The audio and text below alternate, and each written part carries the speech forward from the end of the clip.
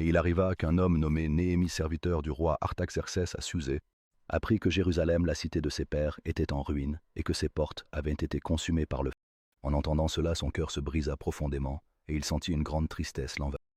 Il s'assit, pleura abondamment, jeûna sincèrement et pria devant le Dieu du ciel. Il dit d'une voix pleine de foi, « Éternel Dieu grand et redoutable, toi qui gardes ton alliance et ta miséricorde envers ceux qui t'aiment, souviens-toi de ton peuple et de ta promesse, Seigneur. »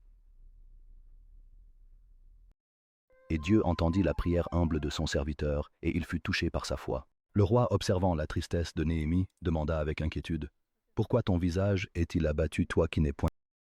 Alors Néhémie répondit avec tremblement et humilité, « Comment pourrais-je être joyeux quand la ville où reposent les tombeaux de mes pères est en ruine ?» Et Dieu toucha soudain le cœur du roi, qui lui donna ses faveurs et sa confiance.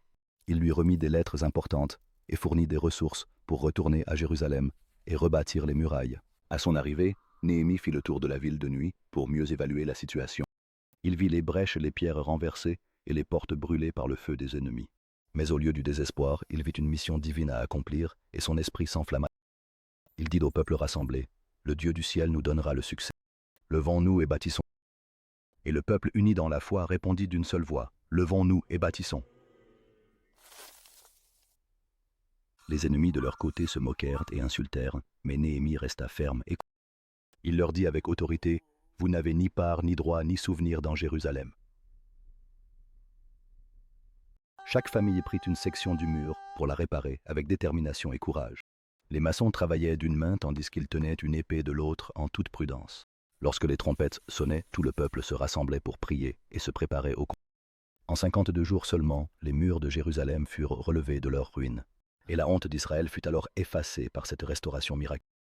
Mais la véritable restauration allait bien au-delà des pierres. Elle touchait aussi les cœurs.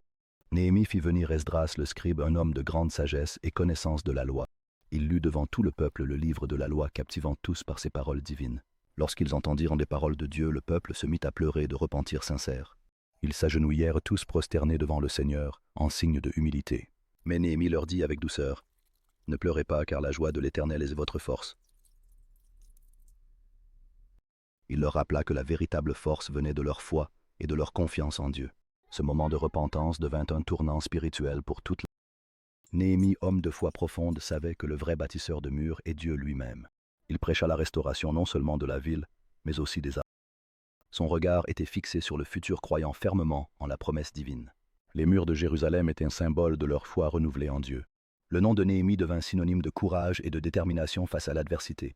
Sa foi inébranlable inspira toute la nation à reconstruire leur héritage blessé. Il dit souvent, « Avec Dieu rien n'est impossible », pour encourager.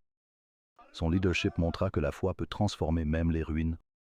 Grâce à Néhémie, Jérusalem renaît de ses cendres plus forte que jamais.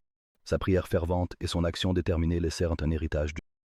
Et dans chaque cœur reconstruit la mémoire de la foi et de la résilience demeura.